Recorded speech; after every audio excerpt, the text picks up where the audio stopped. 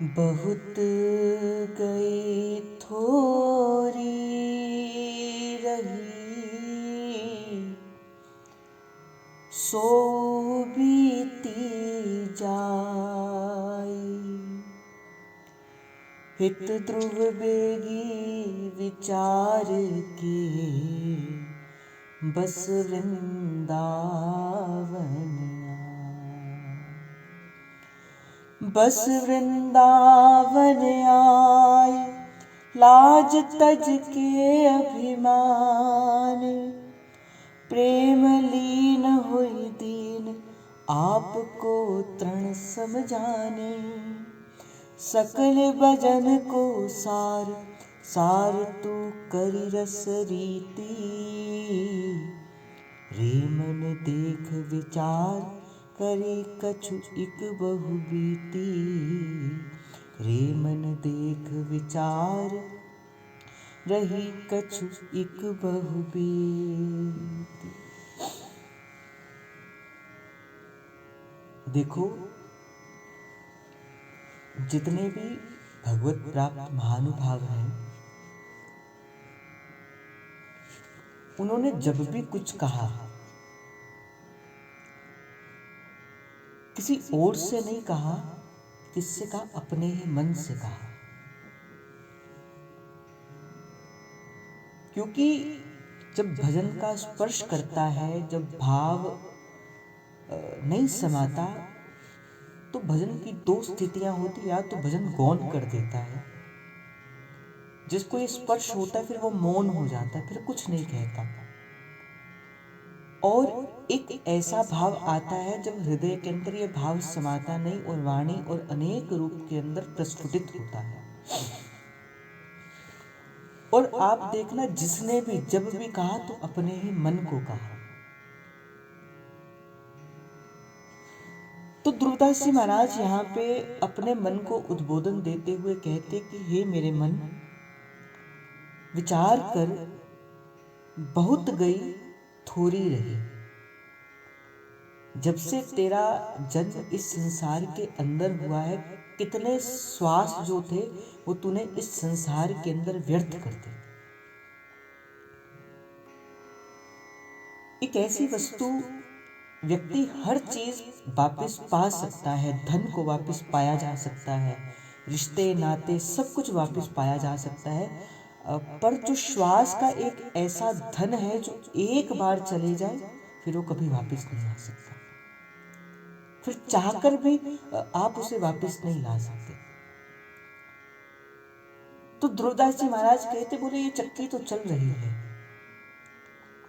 पर जिस दिन से गुरु की कृपा हुई और गुरु ने शब्द देकर, गुरु ने ज्ञान देकर इस बात का उद्बोधन करा दिया कि भाई, ये मनुष्य का जो तुझे तन मिला है, ये मनुष्य का जो तुझे साधन मिला है, मनुष्य का जो ये जन्म मिला है, ये संसार में किसी वार्ता के अंदर अपने आप को प्रत्युक्त करने के लिए नहीं, अपितु ये मनुष्य का जन्म तुझे तो भगवत प्राप्ति के लिए मिला है।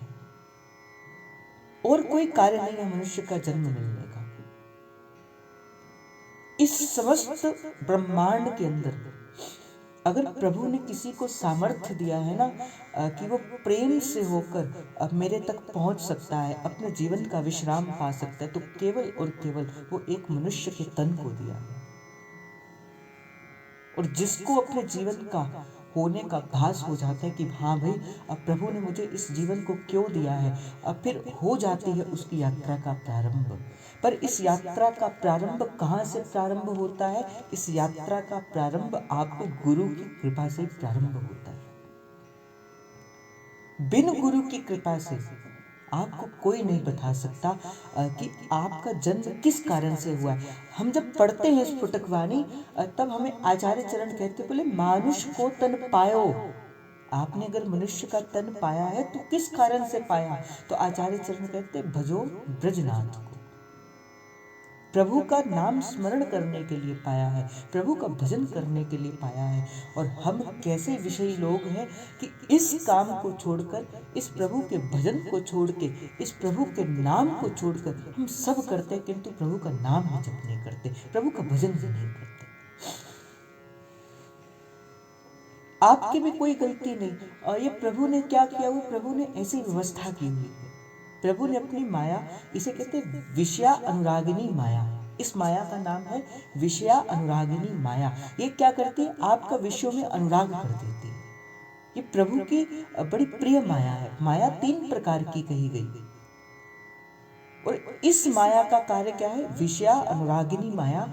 इस कार्य का क्या है कि पर जीव को लगाते रहो, लगाते रहो, विषयों से सुख देते हुए जीव को बस इसी में ही उलझाते रहो।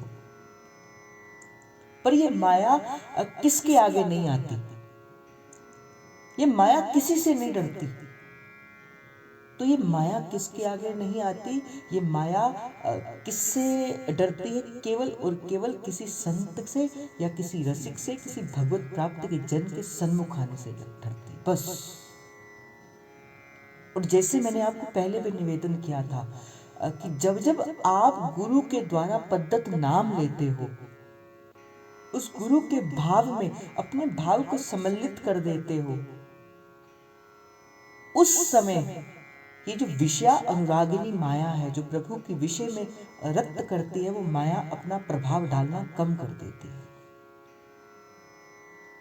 जब हमें लगती है झाड़े की ठंड, जब हमें ठंड लगती है तो हम क्या करते हैं, इस शाल को ओढ़ लेते हैं। इससे क्या होता है, हमें ठंड कम लगती है। तो ठंड तो थी, ठंड तो थी, यहीं पे थी, किंतु क्या हो गया, जब हमने इस को ले लिया तो हमें क्या हुआ, ठंड कम लगने लग पड़ी। तो माया तो होगी, पर जैसे आप गुरु की कृपा से, गुरु की नाम की ये जो चादर है वो अपने तन के ऊपर ओढ़ोगे, गुरु के भाव की चादर जब आप अपने तन के ऊपर ओढ़ोगे तो क्या होगा, माया तो होगी, किंतु माया अपना प्रभाव नहीं डाल पाएगी।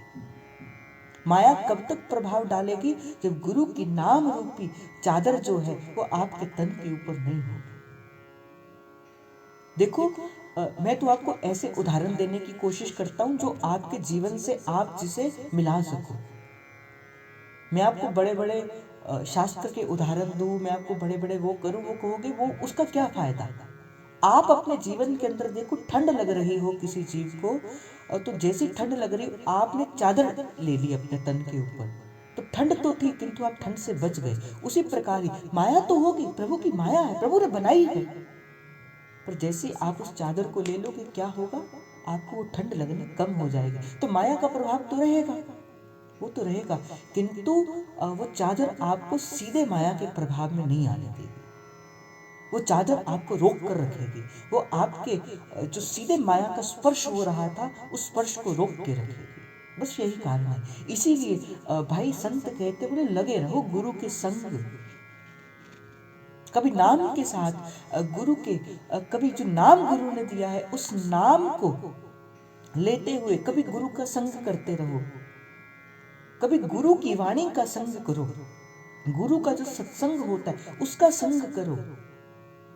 तो कभी तो गुरु ने जो भाव दिया है उस भाव में सदा अपने मन को रक्त रखो। इसलिए कहा जाता है भाई, जब आप चतुरासी जी का पाठ करते हो तो एक पंक्ति उठाकर कभी उसका चिंतन करते रहा करो, करते रहा करो। चतुरासी जी का चिंतन आपसे क्या करेगी, चतुरासी जी का जब आप चिंतन करोगे, ये चतुरासी जी आपके हृदय के अंदर उस प्रेम का उदय करेगी, और आप कभी भी इस माया के द्वारा विषय में अनुराग नहीं रखोगे। आपका अनुराग इस संत की वाणी केवल और केवल प्रभु के चरणों तक ही लेके जाएगी।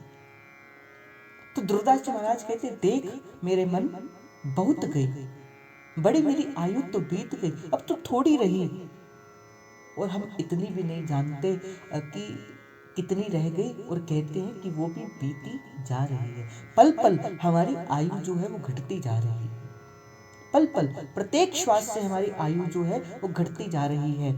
और दुर्दस दास जी महाराज कहते, हित ध्रुव वेग विचार के, इस बात का विचार कर भाई, इस बात का विचार कर, ये तन तुझे प्रभु की सेवा में जाने के लिए मिला था, ये तन तुझे प्रभु का भजन करने के लिए मिला था। जितनी आयु बीत गई तो उसे छोड़, सयानप क्या है जो रह गई, तो कम से कम उसे तो पकड़। और भाई आधे अक्षर पर आते हैं, कोई हो भुलाने वाला, कोई कहे ना कि पता नहीं कितनी आयु रहेगी, बूढ़े हो गए, या कुछ हो गया, वैसा हो गया, आप घबराना मत, आप घबराना मत। मात्र एक प्रेम से भरकर नाम से भी प्रभु आने को सदा आतुर रहते हैं। आपने कभी देखा राधा वल्लभ लाल जी को बैठे हुए, या कभी कुंज बिहारी लाल को बैठे हुए, या राधा रमन लाल जी को बैठे हुए? कभी नहीं देखा होगा। क्यों? ये तो कहते हैं कि अगर मुझे कोई भक्त बुलाए और बैठने से मैं उठने की भी अगर मेरी जीवन की देरी हो जाए तो मेरा आने का क्या संभव। तो राधा वल्लभ कुंज बिहारी तो सदा खड़े रहते, वो तो एक क्षण का भी विलंब नहीं करते। कौन रोकता है? हमारे मन के प्रपंच ही रोकते। एक बार अभी हम क्या होता है ना, अभी हम संसार से अपना मन को लगाकर बैठे हैं, इसकी भी सहायता चाहिए, इसकी भी सहायता चाहिए। एक बार एक व्यक्ति था, उस व्यक्ति को किसी ने पत्थर मारा या किसी ने कुछ उस पे प्रहार किया। तो उस समय प्रभु रुक्मणी जी के संग बैठकर भोजन पा रहे थे। अब जैसे उस व्यक्ति पर पत्थर मारा, प्रभु का भक्त होगा, हाँ प्रभु कह के चिल्ला उठा। कहते प्रभु ने अभी कोर पाया भी नहीं था, हाथ से अभी कोर था, और कहते प्रभु उठकर जाने लगे। मैया ने रोका कि कहाँ जाते हो, अभी तो भोजन पाने लगे हो, कम से कम इस समय तो रुक कर जाओ। तो प्रभु कहते कि नहीं, मैं तुम्हें बाद में बताऊंगा मैं कहाँ जा रहा हूँ। और अभी प्रभु द्वार तक ही नहीं पहुंचे थे कि प्रभु पुनः वापस लौट कर आ गए। तो रुक्मणी जी ने प्रश्न किया, प्रभु इसमें क्या भेद है? पहले तो आप बड़े वेग से उठे, और जब मैंने आपसे पूछा कि आप बताओ आप कहाँ जा रहे हो, तो प्रभु ने कहा मेरे पास समय नहीं है, मेरे जाने में थोड़ा सा विक्षेप हो जाएगा, जाने में मेरे से देर हो जाएगी, मैं तुझे बाद में बताऊंगा। पर प्रभु आप गए भी नहीं और द्वार से लौट कर वापिस आ गए। तो प्रभु ने कहा जिस समय मैं उठा उस समय मेरे भक्त के ऊपर विपत्ति आई हुई थी, तो मैंने ये नहीं देखा मैं क्या कार्य कर रहा था, मैं उठकर चल दिया। तो मैया ने कहा चलो अच्छी बात थी, पर अब द्वार से पीछे मुड़कर क्यों आए? तो कहा जब उस भक्त पर किसी ने प्रहार किया तब मैं उठकर चला गया, और जैसे उस वो जो भक्त था उसने आगे से नीचे से पत्थर उठाया उसको मारने के लिए। अब मैंने सोचा कि अब पत्थर का सहारा तो इसने ले ही लिया, अब तो इसे मारने के लिए पत्थर का सहारा तो उठा ही रहा है। तो प्रभु कहते मैं पुनः वापस आ गया। इसका अर्थ क्या है? जब जब आप संसार से किसी बात का सहारा लेते हो ना, तब तक प्रभु क्या करते हैं, अपने आप को गौण कर देते हैं। केवल एक सहारा, केवल और केवल एक सहारा प्रभु पर एक बार लेके रख। देखो संसार से बाजी तो लगाते ही हो और हारते भी हो, संसार से बाजी लगाते भी हो और हारते भी हो, संसार से प्रेम करते हो, दुख पाते भी हो, और ये आप सभी के जीवन के अंदर अनुभव होगा। संसार की बाजी आप सभी ने हारी होगी। एक बार ये बाजी प्रभु के साथ भी लगा कर देख लेना। एक बार ये प्रेम की बाजी प्रभु के संग भी लगा कर देख लेना भाई। देख करके देख लेना, फिर देखना, फिर आपको स्मरण आएगी दुर्योधन की मेवा त्यागी, साग विधुर कर खायो। हरे कृष्णा साग विधुर घर गायो, राजसुयज्ञ युधिष्ठिर कीना, तामे जूठ उठायो। हरे कृष्णा तामे जूठ उठायो, तामे जूठ उठायो। हरे कृष्ण कृष्ण कृष्ण हरे हरे, हरे राम राम राम हरे हर। तो मैं कह रहा था संसार से तो बाजी लगाकर बैठे हैं ना भाई, कभी किसी से आशा, कभी किसी से आशा। पर जैसे रसिकों ने कहा ना, आशा एक राम जी से, बाकी आशा छोड़ दे। नाता एक राम जी से, बाकी नाते तोड़ दी। तो आशा एक राम जी से, बाकी आशा छोड़ दी। तो दुर्दास जी महाराज कहते बोले विचार कर, इस बात का विचार कर, और विचार कर बस वृंदावन आए, और इस बात का विचार करके आजा कहाँ, इस वृंदावन धाम के अंदर।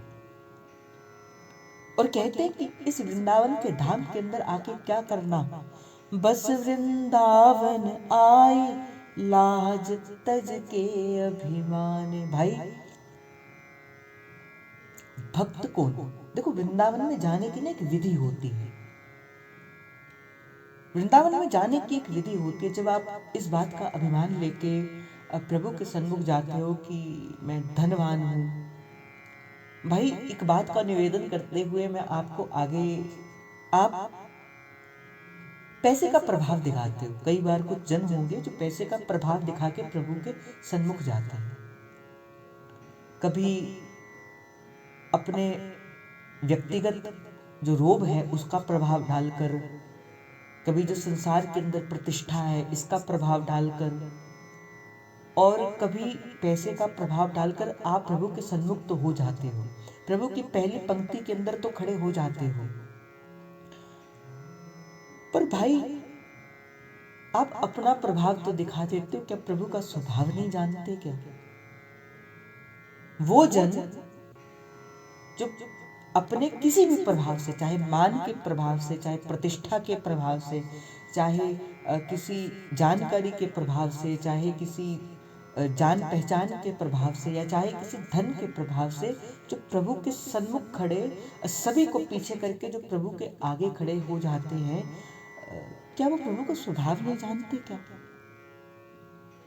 प्रभु की नजर कभी उस व्यक्ति पर नहीं पड़ती जो आगे आगे होकर जाता है। प्रभु की नजर तो उस भक्ति पर पड़ती है जो किसी एक दीवार के पीछे छुपा होगा और आंख में वो जल भरकर वो प्रभु का स्मरण कर रहा होगा और प्रभु के सन्मुख भी नहीं जा पाएगा। कामुख ले विनती करूं, लाज आवत है मोय, तोहे देख ओगन करूं, मैं कैसे भावूं तू। भक्त तो कैसा होगा जो प्रभु के सन्मुख भी नहीं आएगा भाई। जो सच्चे भक्त होते हैं ना, जो सच में वैष्णव रसिक भक्त होते हैं, वो प्रभु के सन्मुख भी नहीं जाते। किसी खंबे के पीछे छुपकर वो सिसक सिसक कर प्रभु को पुकार रहे होते और रोते रोते प्रभु से यही कहते हैं, प्रभु का मुख ले विनती करूं, लाज आवत है मोय, मुझे तो लाज आती है प्रभु। तोहे देख ओगन करूं, मैं कैसे भावे तो। और जब हम करते हैं ना पाप, जब हम करते हैं पाप, हम जानते हैं कि ये व्यक्ति हमारे पाप को जानता है, हम छुपने की कोशिश करते हैं कहीं ये हमें देख ना ले। अगर इसने देख लिया ये हमारे पाप का स्मरण कर देगा। उसी प्रकार ही भक्त कहता है, अगर मैं प्रभु के सन्मुख चला गया तो प्रभु को कष्ट होगा, प्रभु को कष्ट होगा। ये भक्त का भाव है भाई। अनेक भांति के प्रभु के भक्त होते हैं और अनेक भांति के प्रभु के भक्तों के स्वभाव भी होते हैं। आज मैं एक बड़ी सुंदर चर्चा किसी ने इंस्टाग्राम के अंदर भेजी हुई थी, मुझे बड़ी प्रिय लगी। एक बार की बात है कि प्रबोधानंद सरस्वती जी जो थे वो प्रियालाल का भजन कर रहे थे और बड़े प्रेम से भरकर अपनी कुटिया में एकांत छिपकर प्रभु का भजन कर रहे हैं, रो रहे हैं, प्रभु का भजन कर रहे हैं, रो रहे हैं, रो रहे हैं, बार बार रो रहे हैं। प्रभु से रहा नहीं गया, प्रभु का आसन हिल गया होगा, क्योंकि जब भक्त पुकारता है ना प्रभु को, और प्रभु रह नहीं पाते, अपने उस आसन के ऊपर बैठ नहीं पाते, हिल गया होगा प्रभु का आसन। महाप्रभु के अनुगत थे श्री प्रबोधानंद सरस्वती जी, अब प्रभु को बुला रहे थे और कहते बुलाते बुलाते क्या हुआ, देखते हैं कि एक 11-12 वर्ष का बालक प्रभु श्री प्रबोधानंद सरस्वती जी के सन्मुख प्रकट हो गया। और प्रबोधानंद सरस्वती जी कहते हैं, आप मेरे सन्मुख क्यों प्रकट हो गए? तो कहा, आप मुझे याद कर रहे थे, आप मेरी याद में रो रहे थे, मैं इसी कारण से आपके सन्मुख प्रकट हो गया। तो प्रबोधानंद सरस्वती कहते, नहीं, मैं आपको याद नहीं कर रहा था, आपको आने से मुझे कष्ट हुआ। प्रभु कहते, भाई बड़ा विचित्र, मैंने भक्त देख लिया, जब मैं किसी भक्त के सन्मुख जाता हूँ वो भक्त कहते हैं कि आपके आने से मुझे प्रसन्नता हुई प्रभु, आप मुझे ऐसे ही दर्शन देते रहना। कहते बड़ा विचित्र, एक जीव मिला, पुकारता है, रोता है, और जब मैं सन्मुख आकर कहता मुझे आपके दर्शनों से कष्ट भी मिला। तो कहा, चरणों में गिर गए प्रबोधानंद सरस्वती जी। सच में महाप्रभु का भाव अपने हृदय के अंदर धारण करके बैठे थे। चरणों में गिर गए प्रभु के, कहते प्रभु क्या आप नहीं जानते जितने समय के लिए आप मुझे दर्शन देने के लिए आए हो, मेरी किशोरी जी को उतने समय के लिए आपका वियोग सहना पड़ेगा। आप जो प्यारी जी के सन्मुख ही हमें सुंदर लगते हो, आप मुझे दर्शन देने के लिए आए, आप तो प्यारी जी आपका वो जो राह है वो निहार रही होगी, उनको कष्ट हो रहा होगा। अब उनके भाव का विचार करके, हे प्रभु मुझे भी जो है वो कष्ट हो रहा है, आप पुनः चले जाइए अपने निकुंज की ओर। आप तो प्रभु ने कहा, मैं तुम्हें कैसे दर्शन दूंगा, मैं कैसे आपको दर्शन दूंगा। कहा, प्रभु बस ऐसा करना, किसी दिन इस वृंदावन की कुंजों के अंदर मैं बैठा होऊंगा, आपको पुकार रहा होऊंगा, और आप प्यारी जी के संग गलबैया लेते हुए ही मेरे सन्मुख प्रकट हो जाना। प्रभु आप कभी अकेले मत आना, प्रभु आप कभी अकेले मत। ये सहचरी का भाव है, ये सखी का भाव है। तो कहते कैसे वृंदावन का वास करना है, कैसे वृंदावन का अंदर जाना है। भाई मैं आपको विधि बताते हुए जाऊंगा। भले देखो, अगर अपने मान का, अपने प्रतिष्ठा का बल दिखाना हो ना किसी को, भाई सारा संसार पड़ा है, कहीं भी जाकर दिखा देना। पर अगर कभी आना हो ना वृंदावन, तो कैसे आना, बस केवल और केवल एक सखी के भाव को अपने हृदय के अंदर धारण करके आना। आपने सुना होगा, मैं कुर्सी पे जज बैठा रहा, रघुनाथ गवाही देते रहे, मैं कुर्सी पे। वो जज बाबा जिनकी अदालत के अंदर प्रभु स्वयं आए और कहते, मेरा कैसा प्रभु मेरे सन्मुख गवाही देते रहे, और मैं कुर्सी पे जज बैठा रहा, रघुनाथ गवाही देते रहे। कहते उसी दिन ही घर आए, तोड़ दी अपनी कलम और अपने उस रेजिग्नेशन देकर कहते कि अब मैं कहाँ जाऊंगा, केवल और केवल प्रिया और प्रियतम के चरणों में ही जाऊंगा। तो ध्रुवदास जी महाराज कहते हैं, अपने सिद्धांत की प्रतिष्ठा करते हुए कहते हैं, वस वृंदावन आए लाज तज के अभिमान। अपना लाज, लोक और लाज तज कर, लोग मुझे क्या कहेंगे, मैं तिलक लगाता हूं, लोग मुझे क्या कहेंगे, और मैं अभिमान से भरकर बैठा हूं, लोग मुझे क्या कहेंगे। इस सब को तज कर आपको बस यही स्मरण रहे, मैं हूँ श्री हरिवंश का, मेरे श्री हरिवंश। बस इतना स्मरण रहे, भूल जाओ आप कौन हो। जिस दिन आपको ये रहे ना, जिस दिन आपको विस्मृति हो जाए कि आप कौन हो, जिस दिन वृंदावन में जाकर आप भूल जाओ ना कि आप कौन हो, उस दिन आपको वृंदावन के जाने का सुख मिलेगा। फिर जिस दिन आप अपने आप को भूल जाओगे ना, उस दिन आप उस प्रिय प्रियतम को पहचान पाओगे। अभी क्या होता है, आपको अपना भाई क्या कहा जाता है, बोले प्रेम गली अति सांकरी, तामे दो ना समाये। या तो उस प्रेम गली के अंदर आप अपने आप को रख लो, या उस प्रेम गली के अंदर आप प्रेम प्रभु को रख लो। आप वृंदावन जाकर भी आप अपने आप को रखते हो ना, इसी कारण से प्रेम प्रभु नहीं दिखता। कोई विरला जन होता है जो भूल जाता है अपने तन और मन की भान को भी, और फिर जाता है वृंदावन। अब फिर क्या होता है, फिर वृंदावनेश्वरी कृपा करती है, ये सहचरियाँ कृपा करती। भाई ये जो वृंदावन की लता वल्लरियाँ हैं, जो वृंदावन की, भाई ये दिव्य वृंदावन है। अभी जिस वृंदावन के आप दर्शन करते हो ना, ये कौन सा, ये भौतिक वृंदावन है, पर इसी वृंदावन के अंदर एक गौन है, उसे दिव्य वृंदावन कहा जाता है। जैसे अगर मैं पूछूं हवा के अंदर क्या है, आप कहोगे क्या है। अगर कोई साइंस के व्यक्ति है तो वो जानेंगे हवा के अंदर क्या है, जल है। हवा के अंदर जल है पर नहीं दिखता, पर जल तो है ना। उसी प्रकार ही वृंदावन के अंदर एक ऐसा वृंदावन भी है जो दिव्य वृंदावन है, पर नहीं दिखता, छुपा हुआ है, गौण है। परंतु जब कोई उस भाव को लेके उस भाव को धारण कर कर जाता है उस चिन्मय वृंदावन के अंदर, उस दिव्य वृंदावन के अंदर, जहां आपको अपने यहाँ पे जाने का पहला क्या है, पहला जो शर्त है वो क्या है, भाई आपको अपने आप को भी भूलना पड़ेगा, आप कौन हो। अभी तो क्या होता है, हम वृंदावन जाते हैं और बड़े से बड़े होटल में रहने की हमें व्यवस्था होती है। बड़े होटल में जाएंगे, वहां पे रहेंगे ताकि सोने में दिक्कत ना हो, रहने में दिक्कत ना हो। आपको तो वृंदावन में जाके अपनी सुख सुविधा के अनुसार रहना होता है। दर्शन भी करने जाएंगे तो किसी से जान पहचान हो फिर जाके जाना होता है। किसी दिन एक बार ऐसा करना, मेरे कहे के अनुसार, और मेरी छोड़ो इन रसिकों के कहे के अनुसार एक बार जाना, ऐसे जाना कि बस इस बार मन से मुझे वृंदावन जाना है, कोई जान ना हो, कोई पहचान ना हो।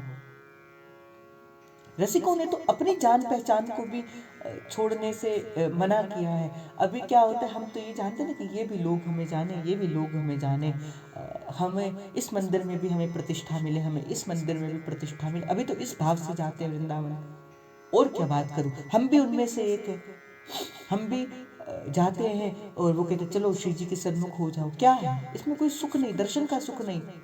हमें लगता होगा हम सभी को पीछे करके श्री जी के सन्मुख आ गए, पर भाई मेरे हितजू का स्वभाव ऐसा है कि भाई उसकी दृष्टि सबसे आगे नहीं पड़ती, उसकी दृष्टि तो सबसे पीछे पड़ती। तज के सब अभिमान वस वृंदावन मान। और कहते प्रेम लीन हुई दीन आपनो तृण समझान। और कहते प्रेम में इतना लीन हो जाओ, ऐसा प्रभु के साथ एक मेक हो जाओ, ऐसा वृंदावन के साथ एक मेक हो जाओ, और तृणते सम जाने। तृणते मतलब सबसे छोटा अपने आप को मानना है आपको वृंदावन में जाके, सबसे छोटा। कहते सकल भजन को सार सार तू कर रसरीत। यही भजन का सार है।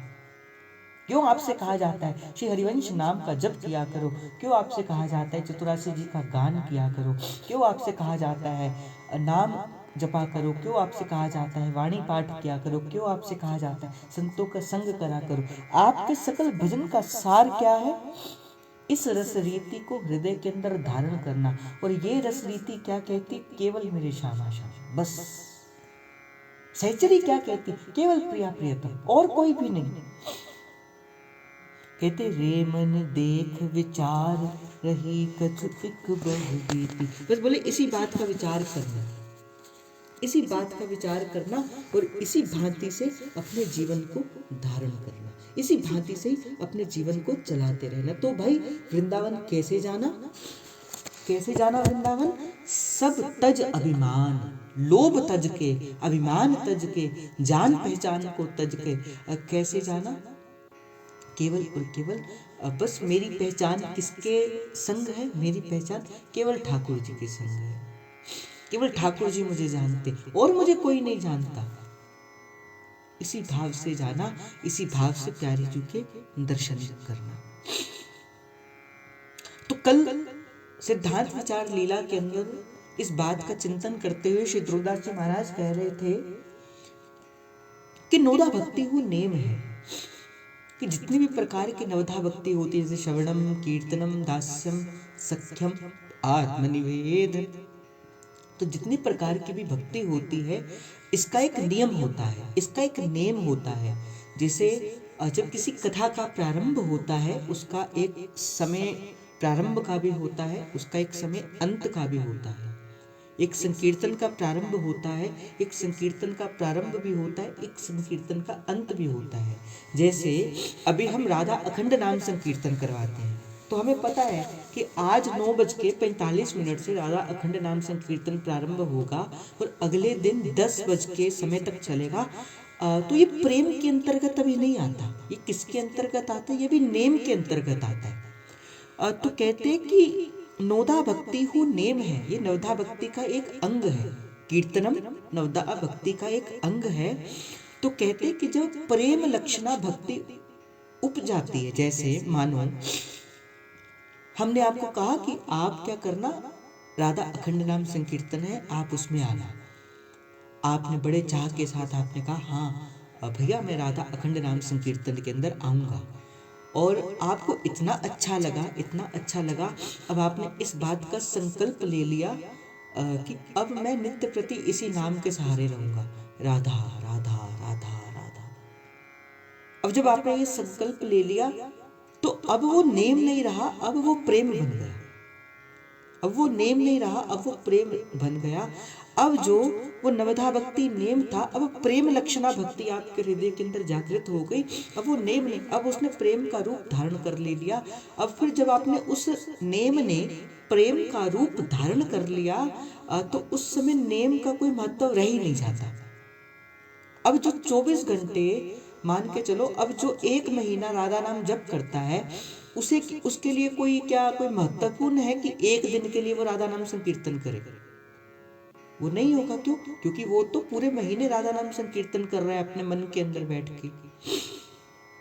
तो एक दृष्टांत देते हुए, एक उदाहरण देते हुए श्री दुर्दास जी महाराज इसको बात को समझाते हैं कि देखो, जैसे श्वेत वस्त्र लाल रंग्यो तब वो लाल भयो, वस्त्र कबू नाही गयो, अरु जैसो भरिया पात्र को आकार नेम, पात्र प्रेम जो करिए अरु निबरे सो सब नेम, अरु सदा एक रस रहे सो सदा प्रेम। कहते देखो, एक वस्त्र था। अब वो वस्त्र था, उसका रंग था श्वेत। मान के चलो ये चादर है, इसका रंग है श्वेत। अब मैं किसी रंगाने वाले के पास जाऊं और उसको कहूं कि आप इसे लाल रंग का रंग दो, तो वो क्या करेगा? एक लाल रंग का रंग देगा। तो जब उसने इस श्वेत वस्त्र की चादर को लाल रंग का रंग दिया, क्या चादर कहीं गई? वो चादर तो कहीं भी नहीं गई, वो तो चादर यहाँ पे रही। केवल क्या बदला? उसका रंग बदला। चादर नहीं बदली, उस चादर का रंग बदला। चादर का आकार नहीं बदला, चादर का जो स्वभाव था गर्म रहने का वो नहीं बदला, कुछ भी नहीं बदला। केवल और केवल क्या बदला? उसका रंग बदला। तो जो चादर है वो प्रेम है, जो कभी नहीं बदलता वो प्रेम है, और जो बदल जाता है वो नेम है। जैसे रंग, जैसे कहा जब श्वेत वस्त्र लाल भयो, जब वो लाल भयो, वस्त्र कहूँ नहीं गयो, वस्त्र तो कहीं नहीं गया, वस्त्र तो रहा। तो जो वस्त्र कहूँ नहीं गयो अरो भरिया, तो ये क्या है? जब वस्त्र कहीं नहीं गयो तो जो वस्त्र है वो प्रेम है। मतलब जो सदा रहता है, जो सदा रहता है प्रेम है, किंतु जो समय के अनुसार अपना रूप रंग बदल देता है वो प्रेम है, नेम है। जो सदा रहता है वो प्रेम है, और जो समय के अनुसार, परिस्थिति के अनुसार, जैसे मैं आपको एक और उदाहरण देकर समझाता हूँ। आज आपका भजन के अंदर बड़ा मन लग रहा है, तो आज आपने क्या कहा कि आज मैं माला ज्यादा करूंगा। मान के चलो आप रोज नियम से 16 माला करते हो, आज आपका भजन के अंदर मन ज्यादा लग रहा, आप कहोगे आज मैं 16 की जगह 32 माला करूंगा। अब वो नेम का आकार बदल गया ना। पहले आप 16 करते थे, अब वो नेम कितनी हो गई? अब वो 32 माला हो गई। पर जिस दिन आपके हृदय के अंदर प्रेम हो जाएगा, फिर आपको क्या लेना देना कि 16 हुई कि 32 हुई। उसी प्रकार ही प्रेम क्या होता है, जो सदा रहता है, और नेम क्या होता है, जो समय के अनुसार, जो परिस्थिति के अनुसार घटता या बढ़ता है, जो बदलता रहता है, उसे नेम कहा जाता है। और कहते भरिया पात्र को आकार नेम, पात्र प्रेम जो करिए अरु निबरे सो सब नेम। ध्रुवदास जी महाराज एक और उदाहरण देते हुए कहते मान के चलो एक सुराही है या एक घड़ा है। अब एक घड़ा है या एक सुराही है, उसका आकार कभी नहीं बदलता। अगर आप एक घड़े की एक उदाहरण देते हैं, उसका आकार कभी नहीं बदलता, किंतु उस घड़े के अंदर जो जल है वो अपना आकार बदल देता है। वो घड़े के अंदर आपने जल डाला, उस जल ने अपना आकार कैसे बना लिया, जैसा उस पात्र का आकार था। अब उसी जल को आपने उठाकर किसी गड़वी के अंदर डाल दिया, तो अब उस जल का आकार कैसे हो जाएगा, जैसे उस पात्र का आकार है। या वही जल आपने उठाकर किसी और चीज के अंदर डाल दिया, तो क्या होगा, जल अपना आकार वैसे ही ले लेगा जैसे उस पात्र का आकार होगा। तो कहा जो घड़ा है, जल डलने से उसने अपना आकार नहीं बदला, जल ने अपना आकार बदला। तो जल तो बदल गया ना, तो जो बदल जाए वो क्या है, नेम है। और जो सदा एक जैसा रहता है वो प्रेम है। तो उदाहरण देते हुए जो पात्र है, जो गड़िया पात्र है, उसे ध्रुवदास जी महाराज कहते हैं वो प्रेम है, क्योंकि प्रेम अपना आकार नहीं बदलता। और जो उस पात्र के भीतर का जो जल है, जो अपना आकार बदल देता है, वो नेम है। सिंपल सी बात अगर मैं समझाऊं, जो सदा एक रस रहे वो प्रेम है, और जो समय और परिस्थिति के अनुसार बदल जाए वो नेम है। अरु सदा एक रस रहे सो सब प्रेम। देखो अगली पंक्ति में ध्रुवदास जी महाराज ने वही बात को कहा। अब कहते कि प्रेम की गति बड़ी अद्भुत होती है। यहाँ पर ध्रुवदास जी महाराज कहते हैं जो प्रेम है, जिसे आप वस्तुतः प्रेम कहते हैं, जो हिज्जू महाराज का उपास्य तत्व है, हित की उपासना जो है, कहते इसकी गति बड़ी अद्भुत है। जो देह के सुख जहां ताई है तो सब भूल जाए। जब किसी व्यक्ति को वस्तुतः प्रेम का स्पर्श होता है, जब किसी व्यक्ति को वस्तुतः महाप्रभु के इस उपास्य तत्व का इस बोध होता है, वस्तुतः जिसे प्रिय प्यारी के वो रंग भरी कटाक्ष जिसके नेत्रों के अंदर आ जाते हैं, जो इस रूप में, इस रस में, जो छके हैं, मगे हैं, जो पगे हैं, जो रसिक हैं, जो वस्तुतः जो रसिक हैं, तो ध्रुवदास जी महाराज कहते जो वस्तुतः इस रस के रसिक है, अद्भुत प्रेम की गति जिसके हृदय के अंदर है, उनकी गति कैसी होती है, देख के सुख जहां ताई है सब भूल जाए। फिर उसे ये नहीं पता होता मैं कहाँ बैठा हूँ, मैं कैसे बैठा हूँ, मैं किस स्थिति के अंदर बैठा हूँ, मैंने भोजन किया भी है कि नहीं किया है। केवल उसको इतना स्मरण रहता है कि कहीं प्रभु का नाम मेरे हृदय से चला ना जाए। इसे छोड़कर उसे देख के कोई भी सुख नहीं रहते। जिस भोरी सखी का हम चिंतन करते हैं, ये भोलानाथ जी भेलसा के अंदर रहते थे, और कहते कि उस समय के अंदर श्री भोलानाथ जी एक वकील थे, जिनको भोरी सखी कहते हैं ना। ये भोरी सखी वस्तुतः व्यवसाय से, कार्य से एक वकील थे।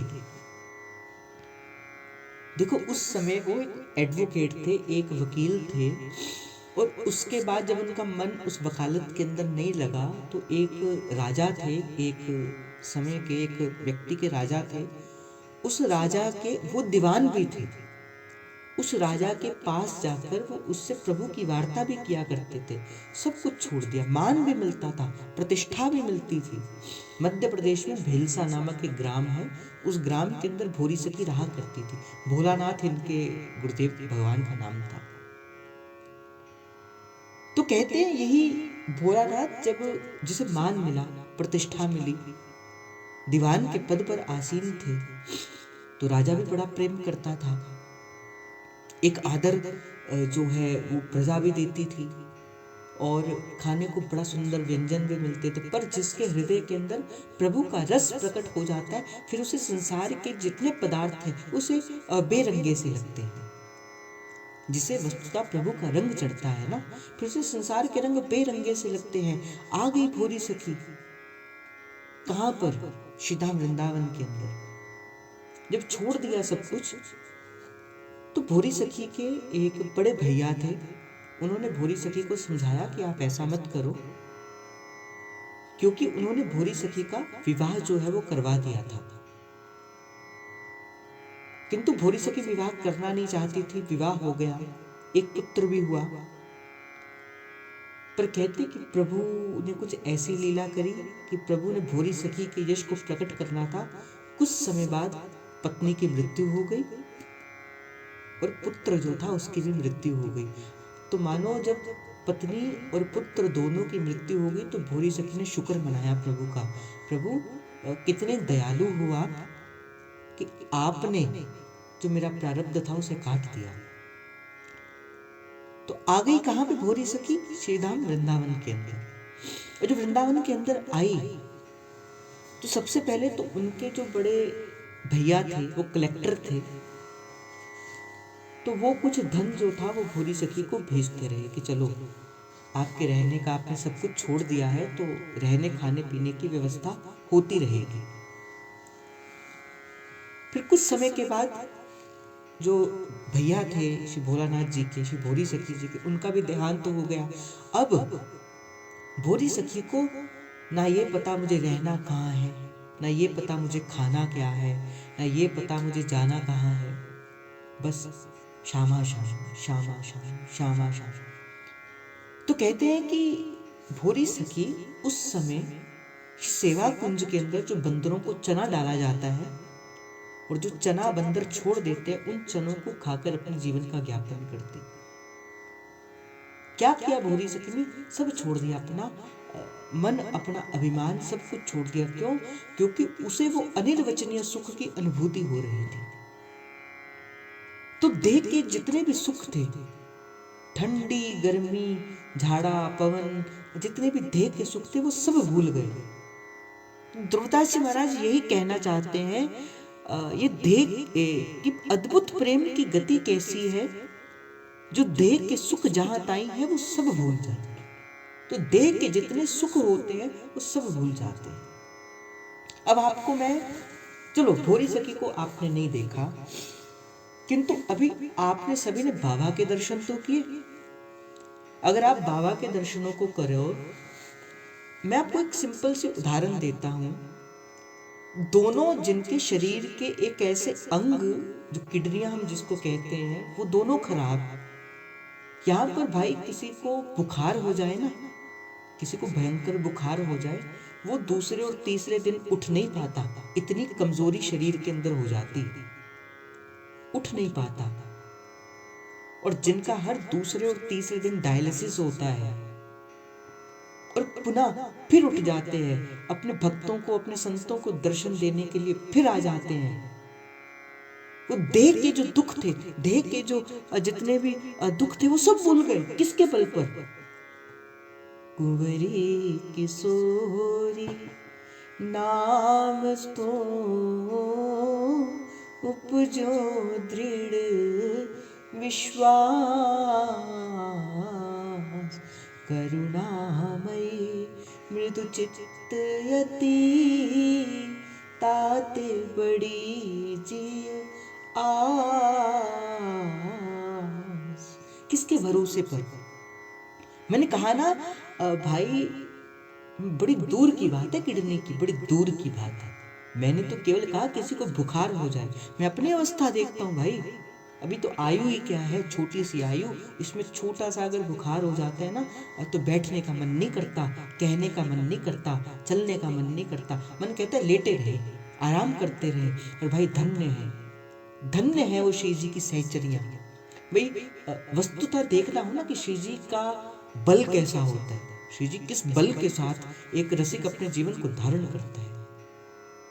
किसी योगी, भाई योगी तो जिस मार्ग पर आपने देखा होगा, योगी कैसे अपनी ध्यान साधना करते हैं, ऐसे बैठे घंटों आसन के अंदर, प्राणायाम के अंदर, भस्त्रिका, कपाल भाती, अनुलोम विलोम, पता नहीं क्या क्या करके बैठे। और भक्त क्या करके बैठता है, राधा राधा राधा राधा राधा राधा राधा राधा। और भाई किसी योगी से कहना कि आपकी किडनियां फेल हैं, दोनों फेल हैं, और आप चल के बताना। और भक्त का उदाहरण तो आप सबके सामने है भाई। क्यों पुराने क्यों देखते हो कि कलयुग में, द्वापर में क्या हुआ, क्यों देखते हो आज से 50 वर्ष पहले क्या हुआ, 500 वर्ष पहले क्या हुआ, आज से पहले ऐसा होता था। भाई ये तो आज की उदाहरण है और आपके द्वारा देखी गई उदाहरण है। ये होता है श्री जी का बल, ये होता है श्री जी का रस का बल, जो ध्रुवदास जी महाराज अपने सिद्धांत विचार लीला के कहते हैं कि ये अद्भुत प्रेम की गति है, जो देख के सुख जहाँ ताई ते सब भूल जाए। क्या देख है सुख भाई, जिसको नाम का सुख मिलता है ना, फिर उसे संसार का सुख और संसार का दुख उसे कोई इच्छा नहीं पड़ती, उसे कुछ नहीं लेना देना। बोले एक जासो प्रेम है ताहो रंग में रंगी। बोले जिसको प्रेम है ना, फिर वो क्या करता है, फिर वो उस रंग में रंग जाता है। जैसे गुरु को, जिसके जीवन के अंदर गुरु का चढ़ाया हुआ रंग होता है ना, फिर तो वो क्या कहता है, स्याही रंग छुड़ाए केरी दियो मजीठा रंग, धोए से छूटे नहीं री दिन दिन होत सुरंग, दिन दिन होत सुरंग मजीठा रंग, चुनर मोरी रंग ढारी मेरे साहिब हैं रंग रेस, चुनर मोरी रंग ढारी मेरे सतगुरु है रंग रेस, चुनर मोरी रंग ढारी। वह जिसको प्रेम का रंग लगता है, फिर संसार के रंग उसे नहीं लगते, फिर तो वो गुरु के रंग के साथ, गुरु के। और भाई पारस में और संत में बड़ो अंतरो जान, एक लोहा कंचन करे दूजा कर दे आप समान। भाई साधु तो साधु बनाने के लिए आता है, और संत तो संत बनाने के लिए आता है। ध्रुवदास जी महाराज चाहते होंगे जो मेरे इस वाणी का आश्रय ले ले, बन जाए वो फिर प्यारी जी के चरणों का कैंकर्य बन जाए, वो अपनी सहचरी वपु को प्राप्त कर ले। इसलिए शायद ध्रुवदास जी महाराज जो है वो इस भाव को लेकर हमारे सन्मुख आते हैं। कहते अरु ताके अंग संग की जेती बाती है, ते सब प्यारी लागे ताके नाते। भाई जब आपको वस्तुतः प्रेम स्पर्श करता है ना, जब आप प्रेम के उस रस में रंगे हो, छके हो, जब महाप्रभु को उस प्रेम का रस स्पर्श किया, महाप्रभु तो पहले से ही थे। तो हिताचार्य कहते हैं अलम विषय वार्तया नरक कोटि विवत्सहा, कि जिस बात में मेरे प्यारे जी की वार्ता नहीं, जिस बात में मेरे प्यारे जी का नाम नहीं, चाहे वो कैसी भी बात है, चाहे वो सुख की बात है, चाहे कल्याण की बात है, चाहे वो कैसी भी बात है, पर महाप्रभु कहते वो मेरे किसी कार्य की नहीं, वो तो मुझे ऐसा लगता है मानो वो विषय की वार्ता है। और महाप्रभु कहते रसना कटो जो अन रटो, निरख अन फुटो नैन, श्रवण फुटो जो अन सुनो, बिन राधा यश बहन। कि एक बार एक मैया थी, एक संत जो थे वो कथा कर रहे थे, तो मैया कथा सुन रही होगी, तो वो जो संत थे वो बड़े मतलब कि संस्कृत के बड़े प्रखंड विद्वान भी होंगे, तो बड़े विद्वान थे, तो बड़े संस्कृत के श्लोकों के साथ वो कथा कर रहे थे, भागवत जी की कथा चल रही थी। अब जैसे भागवत जी की कथा चल रही, वो मैया रोती रहती, जय हो करती रहती। अब जिस दिन भागवत जी का विश्राम पड़ा तो उस संत ने विचार किया, बोले किसी और को तो ये संस्कृत की बातें समझ नहीं आती, पर ये मैया को जब मैं संस्कृत का श्लोक बनता है तो बोलती जय हो जय हो जय हो। तो मैं इससे पूछता हूँ कि भाई आपने कथा के अंदर आपने क्या सीखा, क्या आपने कथा के अंदर ये बातें करी। तो वो जो संत थे मैया के पास के कहा, मैया कि तुझे वो संस्कृत के श्लोक समझ आए, क्या वो संस्कृत की भाषा, जो संस्कृत के जो मैंने श्रीमद् भागवत के श्लोक बोले, क्या वो तुझे समझ आए। वो भोली सी ब्रजवासिनी मैया बोले, अरे बाबा ये तो ये मंत्र तो ब्रह्मादिकों को भी समझ नहीं आए, मोरे का ही समझ आएंगे। ये तो तेरे जो मंत्र जो तूने बड़े बड़े बोले, ये तो ब्रह्मा को समझ ना आए तो मुझे क्या समझ आए। तो बोले बोले फिर आप कैसे आप कर रही थी जय हो रो भी रही थी। बोले बस मुझे इतना पता था भाई कि बाबा, मुझे बस इतना पता था तू जो कह रहा था वो मेरे कृष्ण के बारे में कह रहा था, मेरे लाला के बारे में कह रहा था, मेरे कन्हैया के बारे में कह रहा था। बस मैं तो इतने सुख के अंदर अनुभूति कह रही थी, तो जो कह रहा था वो मेरे कृष्ण के बारे में कह रहा था, मुझे समझ आए ना आए। वही दुर्दास जी महाराज कहते हैं, अरु ताके अंग संग की जेही बातें हैं, उसकी और मेरी या वो जाने जा मैं जानू। बोले ताकि अंग संग की जितनी बातें है ते सब प्यारे लागे, मुझे प्यारी लगती, समझ आए ना आए पर प्यारी लगती। बोले क्यों, बोले ताके नाते, बस एक आपके नाते। कोई भी बात हो पर बात किसकी होगी, मेरे कृष्ण की होगी। ये कथा श्री कृष्ण से मेरे कृष्ण की यात्रा है। श्री कृष्ण तो सभी कहते हैं, पर जिस पर आचार्य की कृपा होती है फिर ये यात्रा श्री कृष्ण से मेरे कृष्ण की यात्रा है, और कोई यात्रा नहीं है।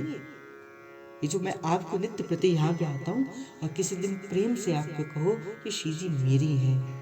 हमारो राधा वल्लभ लाल, हरि प्यारो राधा वल्लभ लाल, लाडलो राधा वल्लभ लाल, रंगीलो राधा वल्लभ लाल। भाई ऐसे ही आप प्रेम से पुकारते रहना। तो कहते अरु ताके अंग संग की जितनी बातें हैं, ते सब प्यारी लाके ताको नाते, अब ताको भावे सोई जाको रुचे। संत एक जो भक्त होता है ना, वो भक्त प्रभु से क्या कहते, प्रभु मेरे जीवन में आप जैसा भी करो, अनुकूलता के अंदर रखो, प्रतिकूलता के अंदर रखो, अपने पास रखो या अपने दूर रखो, किसी देश में रखो, किसी वेश में रखो, किसी परिस्थिति के अंदर रखो, पर प्रभु बस इतना करना, जिस देश में, जिस बेस में, जिस रेस में रहे राधा रमण, राधा रमण, राधा रमन कहे। जिस देश में, जिस बेस में, जिस देश में रहे राधा रमण, राधा रमन, राधा रमन कहे। भक्त प्रभु से कुछ नहीं मांगता, अगर वो वस्तुतः भक्त होगा ना, फिर वो प्रभु से कुछ नहीं मांगेगा। वो तो प्रभु से ये क्या क्या कहेगा, राजी रहो ये हंसो ही मुख छवि, नहीं तुमसो कछु चाहिए, जी देखे जी के सुख दुख की चर्चा किस विध कहिए।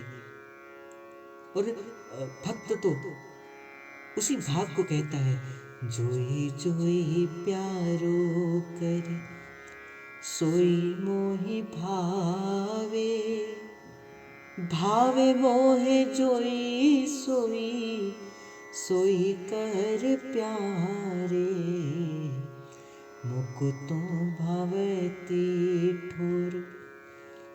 प्यारे जू के नैनन में प्यारी भयो चाहे मेरे नैनन के तारे। मेरे तो तन मन प्राण होते प्रीतम प्रिय, अपने कोटिक प्राण प्रीतम मो सुहारे। जय श्री हित हरिवंश हंस, हंसनी सावल गोर। कहूँ कौन करे जल तरंगनि न्यारे। जोई जोई प्यारो करे सोई मोहि भावे। भावे मोहे जोई सोई सोई कर प्यारे। तो भक्त तो जीवन के अंदर प्रभु से यही कहते, प्रभु आप जैसा रखोगे, आप जैसा रखोगे, जिस वेश में, जिस देश में, जिस रंग में, जिस वेश में रखोगे प्रभु, बस इतना है। हम आपके नाम का, आपके रूप का, आपके लीला का, आपके गुणों का गान करते रहे प्रभु। बस इतनी सी कृपा करते रहना।